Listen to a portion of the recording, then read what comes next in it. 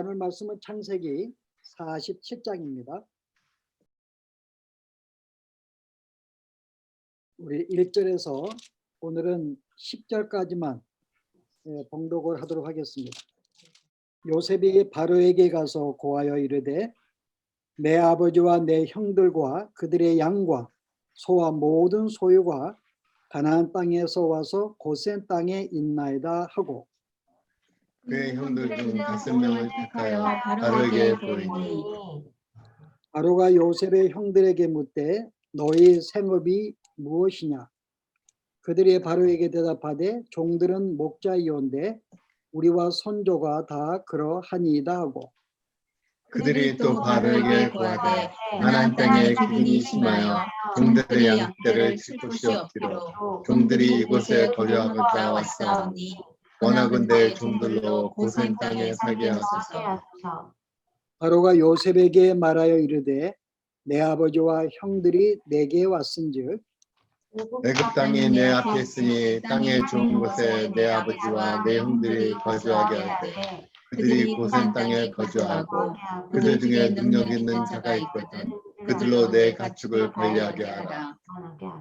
요셉이 자기 아버지 야곱을 인도하여 바로 앞에 서게 하니 야곱이 바로에게 축복하며 바로가 야곱에게 묻되 내 나이가 얼마냐? 야곱이 바로에게 이르되 내 나그네 길의 세월이 130년이니 내 나이가 얼마 못 되니 우리 조상의 나그네 길의 연조에 미치지 못하나 험악한 세월을 보내었나이다 하고 야곱이 바로에게 축복하고 그 앞에서 나오니라. 오늘은 10절까지 하도록 하죠. 우리 오늘은 47장의 말씀 우리가 10절밖에 읽지 않았지만은 우리 오늘은 46장부터 48장 우리 세 개의 장을 오늘은 나누도록 하겠습니다. 근데 이제 46장은 야곱의 가족들이 바로에 내려오게 되었는데 그 가족들이 누구인지를 소개하는 장이에요. 그래서 오늘은 46장은 온 가족을 소개하는 장이다 여러분들이 아시고 이제 47장과 48장을 오늘은 좀 핵심적으로 말씀을 나누려고 합니다. 오늘 47장에 한 주제가 있고 48장에 한 주제가 있어요. 오늘은 두 개의 주제가 나눕니다.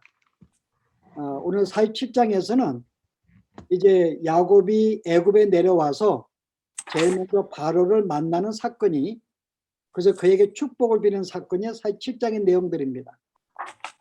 그리고 이제 48장의 내용은 이제 요셉이 자기의 두 아들이 있어요. 그래서 두 아들이 이제 아버지에게 데려와서 아버지에게 축복을 받는 하나의 그런 이야기입니다. 그래서 오늘은 이 바로를 만나 축복하는 야곱의 이야기와 그 다음에 이 요셉의 두 아들을 축복하는 우리가 이 또 하나의 모습 오늘 두 가지 주제를 갖고 오늘 말씀을 우리가 나누려고 합니다. 자, 여러분이 이제 우리 지난 시간에 공부한 대로 야곱과 모든 식구들이 애굽에 내려간 것은 뭐의 시작이죠? 그냥 그들이 요셉의 총리가 되었기 때문에 내려간 것은 아닙니다. 이것은 뭐에 대한 언약의 성취의 시작이죠. 하나님께서 아브라함에게 뭐라고 약속했어요? 내 후손이 다른 민족에게 있다가 4대 후에 다시 돌아올 것이다 라는 말씀을 주십니다. 그게 창세기 어디 나오죠? 창세기 15장인데 제가 읽어볼게요. 내 자손이 이방에서 객이 되어 그들을 섬기겠고 그들은 400년 동안 내 자손을 괴롭히리니 그들이 섬기는 나라를 내가 징벌할지니 그 후에 내 자손이 큰 재물을 이끌고 나오리라. 하나님이 아브라함에게 하나의 큰 언약을 하십니다. 가나안 땅을 주긴 주지만은 지금이 아니다. 이제 내 후손들이 애굽에 내려가서 다시 4대 후에 그때 올라올 때야 그때 이 가나안 땅은 너의 후손이 될 거야. 그 언약을 주셨기 때문에 오늘 야곱의 가족들이 요셉에게 내려가는 이 애굽에 내려가는 사건은 이 언약에 대한 예언의 성취의 시작으로 이제 그의 글이 시작하는 내용입니다. 자, 첫 번째 이제 야곱이 애굽에 내려와서 제일 먼저 누구를 만나요? 바로를 만납니다. 그래서 바로를 만나서 그 앞에 서서 하는 장면이 우리에게 소개하는 것이 오늘 핵심적인 내용이 뭔가 하면은 7절과 8절의 내용이 핵심적인 내용이에요. 한번 보실래요? 어떤 내용이 있는지.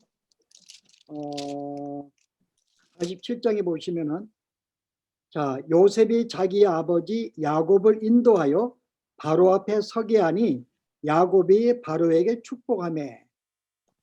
자, 야곱이 바로 앞에 섰습니다. 근데 제일 먼저 한 장면이 뭔가 하면은 그에게 축복을 하는 거예요. 여러분, 축복의 의미는 뭘까요? 히브리서 7장 7절에 보면은 낮은 자가 높은 자의 축복을 받게 되어 있습니다.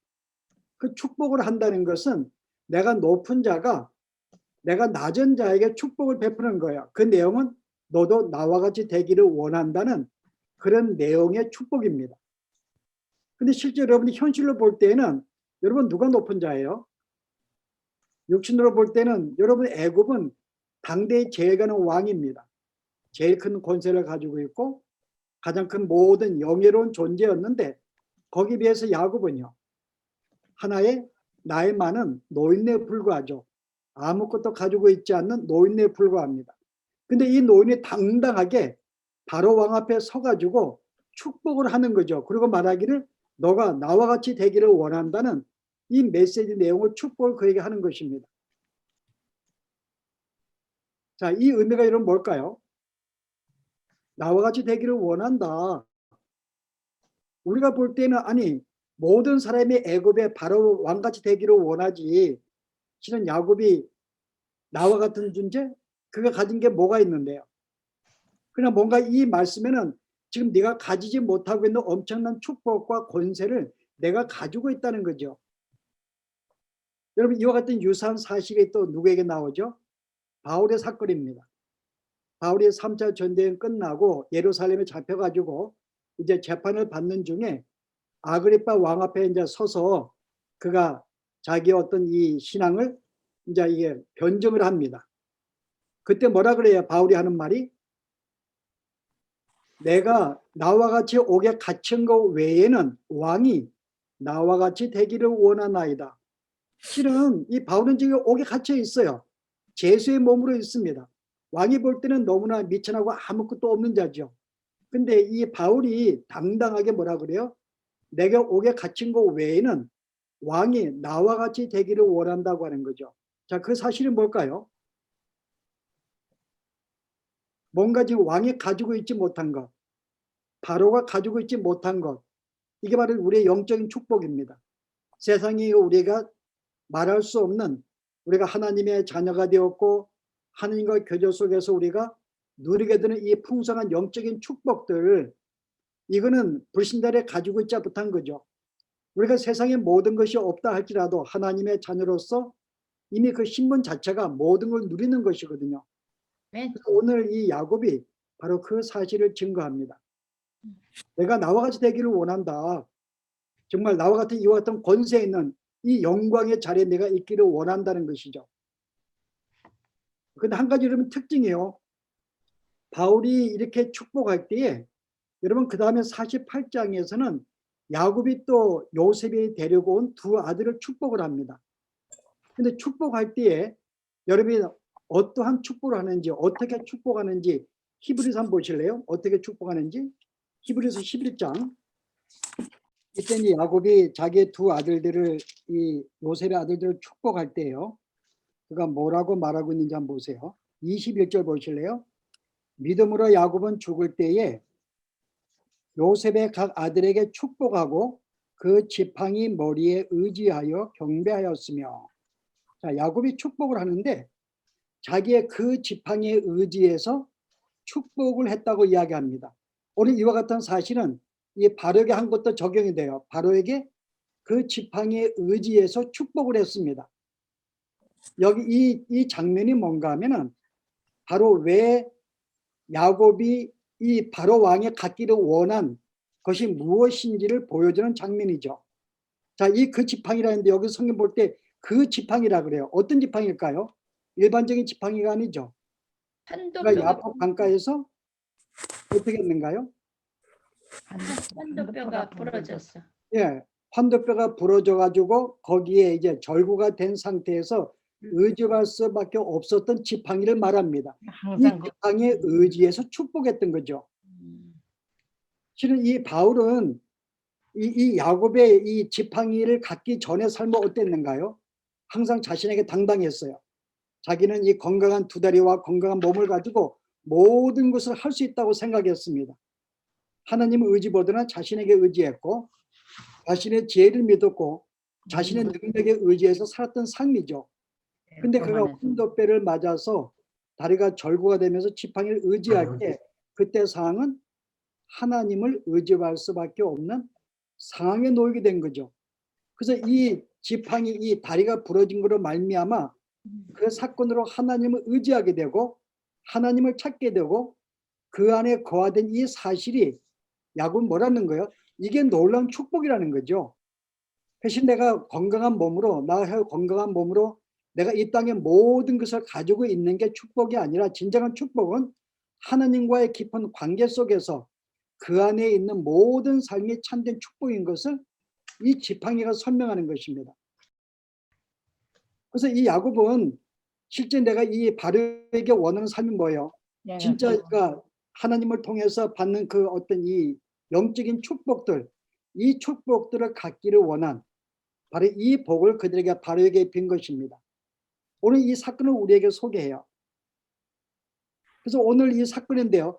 이제 이런 축복을 하니까는 이 바로가 갑자기 황당한 거죠. 아니 갑자기 노인네가 와가지고 자기 앞에 쓰자마자 당당하게 자기를 축복하니까는 축복은 분명히 높은 자가 하는 건데 어떻게 이 나약한 노인과 같은 이가 나에게 당당하게 축복을 할 수 있을까라고 좀 황당한 마음을 갖습니다. 그리고 물어요. 내 나이가 몇 살이냐고 묻습니다. 자, 뭐라고 이야기해요? 내 나이가 9절 말씀에 내 나그네 길의 세월이 130년이다. 내 나이가 얼마 못 되니 우리 조상의 나그네 길에 연조에 미치지 못하나 험악한 세월을 보내었나이다. 자, 이 사람은 내가 130년을 이제 130세인데 내가 지난 세월을 너무나 험난하게 우리의 조상들은 더 오래 살았지만은 그들보다 더 험난한 삶을 살았다고 이야기를 해요. 실제 이게 원래는 야곱의 삶이었어요. 야곱은 자기의 모든 과거가 굉장히 험난하고 고난이 많았다고 생각한 그런 삶이었습니다. 누구보다도 고생을 많이 했다고 생각을 했어요. 근데 여러분 엄밀하게 보면은 야곱이 고생을 했을까요? 어때요? 야곱이 고생했을까요, 여러분? 아니, 그가 나이가 많이 먹어가지고 아버지 피한 거 이미 그는 장성한 어른이에요. 피해서 다른 데 간 것을 고생을 하지 않습니다. 그가 라반의 집에 가서 부인을 얻기 위해서 일하는 거 다른 사람도 그렇게 해요. 부인을 얻기 위해서 내가 몇 년간 일을 해가지고 부인을 취합니다. 그리고 부인을 얻은 다음에 그 다음에 삼촌의 집에 일하면서 모든 또 가축들을 얻게 됩니다. 그러면 실제 이가 라반의 집에 가서 한 고생이 뭘까? 그렇게 고생이 없어요. 그리고 다시 가나안 땅에 들어와서 그가 한 고생이 뭘까요? 자기의 딸 디나가 욕을 당한 거? 걔가 생각할 때는 뭐 그런 정도 아니면은 뭐 이렇게 어떤 이 자기 사랑하는 요셉이 뭐 죽었다는 소식을 듣는 것 그리고 야복 강가에서 환도뼈가 부러진 것 그 외에 실제 야곱이 험난한 삶을 사는 게 뭐 있었을까? 제가 볼 때는 특별하게 야곱이 험난한 삶을 산 적은 별로 없습니다. 근데 실은 야곱은 자기의 삶을 굉장히 조상들이 경험하지 못한 그들과 비교할 수 없는 험난한 삶을 살았다고 이야기를 해요. 그 이유는 뭘까요? 여기 이제 지금 말하고 있는 것은 현재 자기의 상태를 말하고 있는 게 아닙니다. 내가 지금까지의 모든 삶은 자기는 고난으로 생각했다는 거죠. 실제 믿는 자에게는 모든 것이 합력하여 선을 이룹니다. 그것을 아는 성도들은 내가 고난을 당할 때 그것을 어렵다고 생각을 안 해요. 처음에 인간적으로는 힘들다 하지만은 어차피 이것은 나에게 허락하신 삶이고 이것이 나를 위한 허락하신 삶인 걸 알기 때문에 믿는 성도들은 궁극적으로 그것을 감사한 마음으로 그 모든 상황을 극복을 합니다. 그래서 실제 믿는 사람들은 그것을 고난이라고 생각하지 않아요. 크게 고통 생각하지 않습니다. 이게 믿는 사람의 자세죠. 근데 이 야곱이 내가 지난 이 130년을 굉장히 힘든 삶이라고 이야기한 것은 이 모든 것이 하나님이 인도하심인 것을 몰랐기 때문에 그런 마음을 갖게 된 거죠. 내게 닥치는 모든 일, 원하지 않는 모든 일들이 하나님의 계획 속에서 하나님의 나를 인도하시기 위해서 허락된 것이라고 내가 마음속에 받아들이지 못할 때는 이 땅의 모든 것은 나에게 고난과 고통으로 다가오죠. 뭐 남편의 속썩임부터 뭐 아내부터 뭐 자식 속썩이는 거, 사업이 안 되는 거, 병드는 거, 이 모든 게 나에게는 고통입니다. 그렇게 볼 때는 야곱이 경험한 이 모든 것들은 많은 고난이었죠. 고통이었습니다. 근데 지금 이 말은 뭘 말하는 거예요? 내가 고난 속에 살았지만은 전제가 있는 거예요. 그러나 지금은 뭐죠? 지금은 그렇지 않다고 하는 거죠. 내가 보니까는 요셉이 애굽에 와서 총리가 된 사실을 보고 지금까지 모든 이런 고난들은 하나님의 인도하심이었고 섭리였구나. 그것을 야곱이 발견하게 됩니다. 아들을 만나게 되면서부터 하나님의 손길인 걸 알게 돼요.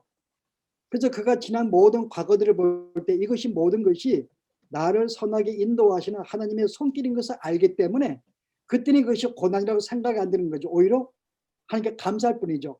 마치 요셉이 그 형들이 두려워할 때에 보복을 할까봐 두려워할 때 요셉이 뭐라고 위로해요? 걱정하지 말라. 하나님이 나를 판 것은 우리의 가족들을 구원을 주시기 위해서 나를 판 것이다. 하나님이 그렇게 하신 것이라고 그가 고백을 하잖아요. 야곱의 그 신앙을 깨달은 것입니다. 요셉을 만나고 실은 그 신앙을 배우게 되죠. 그 전까지는 고난이라고 생각을 합니다. 그래서 오늘 여기에 우리가 이 첫 번째 이 야곱이 우리에게 보여주는 모습은 뭔가 하면은 실제 그가 이 나의 고백을 볼 때에 하나님이 이 모든 것을 우리에게 허락하시고 인도하시고 한 상황이라는 것을 우리가 알지 못할 때에는 이 땅의 모든 일이 우리에게 힘듦이고 고난이라고 생각할 수가 있어요. 근데 오늘 이제 요셉 만나고 하나님과의 신앙의 정상이 된 이 야곱의 신앙의 눈에서는 이 모든 것은 나를 축복으로 인도하시는 주의 섭리인 줄 알고 뭐라 그래요? 이제 그 신앙의 바뀐 모습을 우리에게 보여주는 거죠. 이게 오늘 우리가 첫 번째 야곱에게 배울 자세입니다. 야곱에게 배울 자세. 그래 실제 오늘 우리도 진짜 이 모든 것들이 우리에게 상하는 우리가 죽는 그날까지 우리에게 생겨지는 모든 날들이 진실로 하나님의 인도하심 속에 있다고 믿을 때에는 우리는 실제 그것이 무엇이든 간에 고난이라고 생각하지 않죠. 오히려 나를 만들기 위한 믿는 자에게 모든 것이 합력하여 선을 이룬다는 그 사실을 믿고 우리는 어떤 것도 감사한 마음으로 조금 더 나아가면 기쁜 마음으로 우리가 감당할 수 있는 것이다. 우리가 이런 신앙을 오늘 우리에게 교훈해 주는 것. 이게 첫 번째 교훈이고요. 자, 두 번째 48장의 내용입니다. 오늘은 이 48장은 요셉이 배워야 할 교훈이에요. 자, 48장에 이제 요셉이 자기 아버지가 노새였습니다.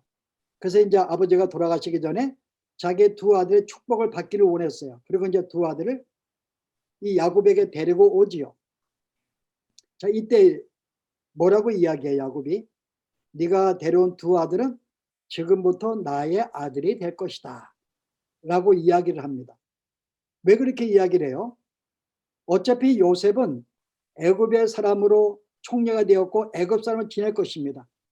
약속의 자손으로서 활동을 못하게 돼요. 그러나 그가 낳은 두 아들을 야곱이 그 아들로 받아들임으로써 언약의 자녀들로 만들기 위한 야곱의 계획 속에서 그렇게 된 거죠. 그래서 실제 요셉을 대신해서 그의 두 아들 므낫세와 에브라임을 그의 아들로 받아들입니다. 근데 실은 아들은 한 아들 대신에 두 아들이 들어오기 때문에 어떻게 돼요? 이 아들을 반 아들씩만 받는 거죠.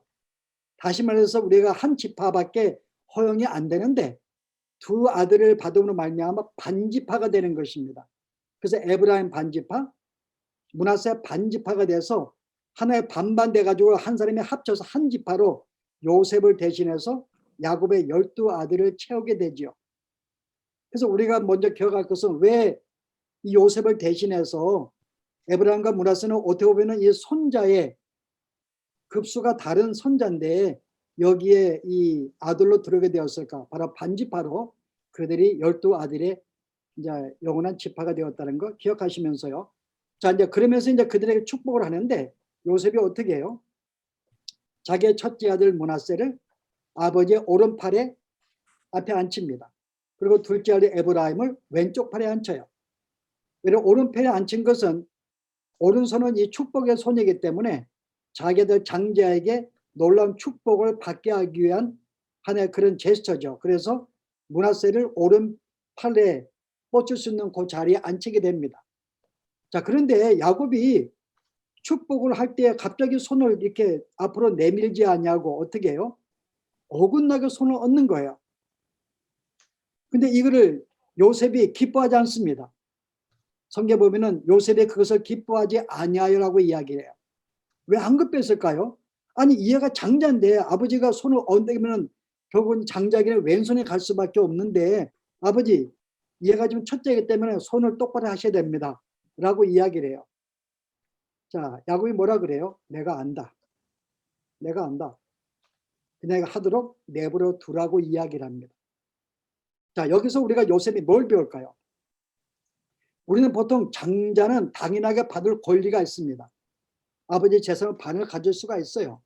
당당하게 자기 3분의 1의 권리를 받을 수가 있습니다. 당연한 거죠. 근데 실제 이 당연한 것을 당연하지 않게 행동을 합니다. 뭘 가르치기 위한 거죠? 우리의 구원을 가르치기 위한 거죠. 우리는 보통 우리가 구원은 내가 마땅히 예수를 믿고 내가 내 능력과 내 의지에 의해서 내가 뭔가 노력을 해가지고 받는 거로 생각할 수가 있어요. 그 생각을 깨게 만들기 위해서요. 장자권, 내가 주는 축복은 이 므낫세가 에브라임보다 똑똑해서 아니 이 에브라임이 뭐 더 낫다고 생각해서 똑똑해서 축복을 받은 것이 첫째 축복을 받은 게 아닙니다. 장자 축복을 받은 게 아니에요. 아무 조건이 없어요. 왜 둘째가 첫째 장자권을 받았는가? 아무 조건이 없습니다. 이게 우리의 구원의 길을 가르쳐주기 위한 거죠. 우리는 마땅히 받을 권리가 우리가 뭔가 열심을 해서 우리가 노력해서 받는 그것이 아니라 하나님의 은혜로 주어지는 사실을 알게 하기 위해서 하나님은 그냥 이렇게 손을 어긋나게 해가지고 둘째에게 장자의 축복을 주시는 거야. 하나님의 의도대로 하나님의 은혜로 주시는 것입니다. 그래서 이 성경에 보시게 되면 성경은 거의 다 둘째 아들이 거의 선택이 돼요. 알고 있죠? 오늘 여기 축복하고 있는 야곱도 마찬가지죠. 형이 에서가 있지만은 장자권은 둘째 야곱에게 그가 넘어가게 됩니다. 창세기부터 보면은 바로 이 아담의 아들 누가 있어요? 가인과 아벨. 누가 선택을 받아요? 아벨이 선택을 받습니다. 그 다음에 여러분 모세가 선택을 받을 때 모세의 형이 누구죠? 아론입니다. 근데 모세가 선택을 받아요. 여러분 실제 이 다윗이 선택이 된 것도 다윗은 몇 자들이죠? 8자들이에요. 그래서 실은 다윗에게 이 왕을 부으려고 그 이새의 집에 가서 다 이렇게 축복을 주기 원하는데 그의 아버지가 아들들 한 명씩 계속 내보냅니다. 축복을 받기 위해서. 사무엘이 계속 거절해요. 그럼 내 아들이 더 없냐 그럴 때 마치 밖에 나가 있는 다윗 생각이 났거든요. 얼마나 이 애가 인정을 받지 못했으면은 아버지가 이 다윗을 생각하지 못했냐 그 말이에요. 근데 실제 그때서야 다윗이 있는데요. 그 다윗을 데려와서 복을 받게 돼요. 다윗이야말로 전형적으로 아버지에게 잊혀진 별로 중요하지 않는 그런 아들임에도 불구하고 진짜 하나님의 축복을 받는 자리에 올라가게 됩니다. 여러분 우리 노아의 아들도 마찬가지죠. 노아에게도 세 아들이 있는데 누가 선택해 받아요? 둘째 아들 셈이 축복을 받습니다. 여러분 이건 알고 있죠? 셈은 둘째 아들인 거. 우리는 보통 셈, 함, 야벳 그래서 셈이 첫째고 함이 둘째고 야벳을 셋째로 알고 있어요. 완전히 거꾸로 알고 있습니다. 한번 여러분 창세기 보시게 되면은 창세기 1장, 10장, 11절 보실래요?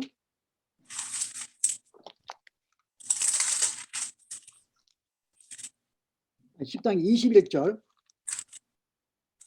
셈은 에벨 온 자손의 조상이요 야벳의 형이라. 이게 한국말이 이게 이렇게 번역해 가지고 야벳의 형으로 번역이 되는데 이거는 원문하고 내용이 틀립니다. 여기 NIV 성경으로 제대로 번역했는데요. 뭐라고 번역했어요? Sam, whose older brother was 야벳. 그죠? Sam, 그의 형은 야벳이라고 영어 성경을 소개해요. 그 야벳이 바로 이 셈의 형인 거죠. 그러면 함은요? 함이 그 아버지가 술 취해가지고 이렇게 막 그거 이 조롱한 거 알 때 아버지가 깨가지고 그 아들에게 저주할 때 그 아들을 뭐라고 불러요? 24절 보실래요? 9장 24절에 노아가 술이 깨어 그의 작은 아들이 자기에게 행한 일을 알고 이제 그에게 일종의 저주 아닌 저주를 합니다. 근데 그의 작은 아들인데 NIV는 뭐라 그랬어요? His youngest son, 가장 어린 아들로 함을 소개합니다. 자, 그렇게 되면은 이 노아의 첫째 아들은 야벳이고 둘째는 셈이고 셋째가 막내가 함이 되는 거죠. 근데 실제 이스라엘의 조상은 누가 선택이 돼요? 셈, 둘째 아들이 선택이 됩니다. 실제 여기 성경 볼 때 왜 하나님께서 마땅히 장자들이 모든 고난을 받고 그들이 축복을 받아야 되는데 성경은 거의 모든 성경은 거의 다 장자들이 버림받고 거의 다 둘째나 다른 아들들이 선택이 되어서 장자권을 이어가게 만듭니다. 자, 그건 뭘 깨닫게 만들기 위하여? 바로 이 모든 구원은 하나님의 은혜로 되어진다는 것을 알게 만들기 위한 거죠.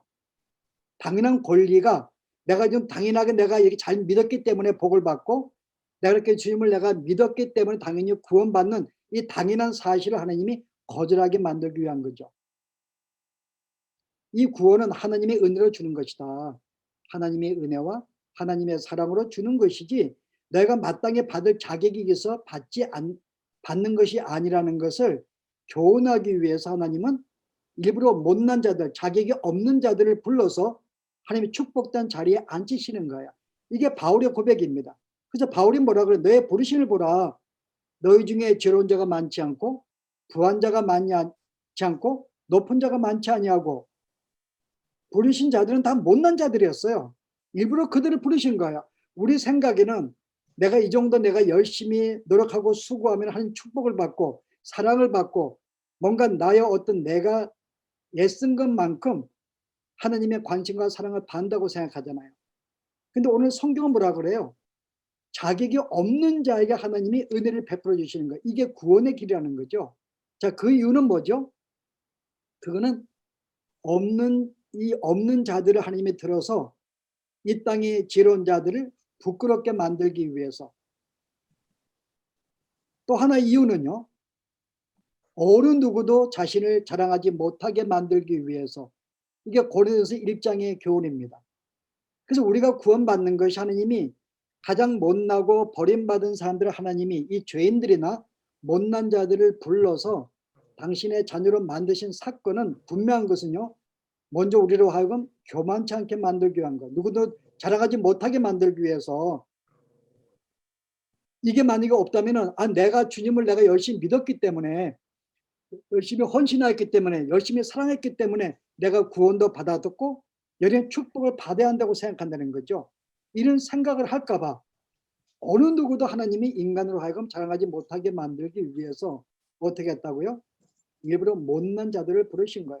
그래야지 내가 못난 자가 구원받는 줄 알고 내가 잘난 것도 없는데 뛰어난 것도 없는데 왜 내가 구원했을까? 하나님의 은혜로 하니까요. 여기에 감사가 넘치고 겸손할 수밖에 없고 주님을 의지할 수밖에 없는 삶을 갖게 되고 내가 어떤 일이 벌어져도 주 앞에 영광을 돌리게 되잖아요. 그래서 하나님이 이런 사실을 위해서 하나님의 구원은 바로 이 땅에 우리가 그도 못난 자들, 버림받은 자들, 소외된 자들 이런 자들을 불러서 하나님의 자녀가 되었다는 거죠. 이게 바로 우리들입니다. 그래서 우리가 예수 믿고 구원받은 것이 세상 사람들보다 우리가 뭐 지혜롭고 똑똑해서 우리가 구원받은 게 아니라는 거죠. 하나님의 은혜로 우리가 하나님의 자녀가 되었고 하나님의 은혜로 말미암아 우리가 지금도 인도하심과 보호사편을 받는 정말 축복된 자리에 올라가게 된 거죠. 여기에 감사한 것이고 여기에 겸손할 수밖에 없고 여기에 우리가 주님을 찬양할 수밖에 없는 거죠. 그래서 오늘 여기 두 번째 요셉 배울 것은 뭐예요? 요셉은 마땅히 실은 자기가 마땅히 일은 장자이기 때문에 장자의 특권을 받아야 한다는 생각, 이게 세상 사람들의 생각이에요. 세상 사람들은 일꾼들을 뽑을 때 똑똑한 자를 씁니다. 아니 다니엘이 포로로 끌려갔을 때에 느부갓네살 왕이 누구를 뽑았을까요? 가장 똑똑하고 뛰어나고 뭔가 그런 자들을 뽑아가지고 자기의 부하로 삼았어요. 이거 세상의 방식이죠. 그 세상은 뭔가 잘나야지만 쓰임 받는 것이 세상의 방식이지만은 하나님의 세계는 그렇지 않죠. 그래서 우리는 우리의 잘남을 우리는 자랑할 수가 없어요. 내가 남보다 낫다고 생각할 수가 없습니다. 왜냐하면 부름받은 자체가 못난 자라는 것이 전제가 되기 때문에. 그래서 우리는 이런 사실을 우리가 알고서 더 우리가 주의 은혜를 우리가 강구하면서 겸손하게 지내야 되는 것. 이게 오늘 요셉이 자기 두 아들을 축복을 받는 과정에서 이게 야곱이 가르쳐주고 싶었던, 왜냐하면 전에 야곱과 에서가 축복을 받을 때 그의 아버지 요셉에 볼 때는 할아버지죠. 할아버지가 바로 이런 잘못을 범했거든요. 그가 누구죠? 이삭입니다. 이삭이 어떤 죄를 범했어요? 이 날 때부터 우리 로마서 9장에 보면은 하느님이 뭐라 그래요? 둘째를 큰 자가 된다고 하나님이 그들에게 부모에게 말씀해 주었습니다. 큰 자가 작은 자를 섬길 것이다 라고 말씀해 주었어요. 내가 야곱은 택하고 에서는 내가 미워했다, 버렸다고 이야기를 합니다. 이미 그들이 날 때 하나님이 그들에게 말씀해 주었어요. 둘째가 훨씬 더 하나님의 축복 가운데 아름답게 서게 될 거야. 그럼에도 불구하고 야곱은 어떻게 했는가요? 이삭은 그 사실을 인정하지 않았죠. 여전히 그는 자기의 첫째 아들 에서에게 장자권을 주기를 원했어요. 그래서 이제 어떻게 했어요? 그래서 실은 자기가 이제 눈이 멀고 나이가 들면서 장자권을 주기 위해서 에서에게 내가 좋아하는 고기 사냥해서 고기를 잡아오라고 명하잖아요. 그것은 첫째 아들에게 장자권을 주기 위해서. 이게 이제 그의 할아버지가 범했던 실수죠. 여전히 인간의 생각이죠.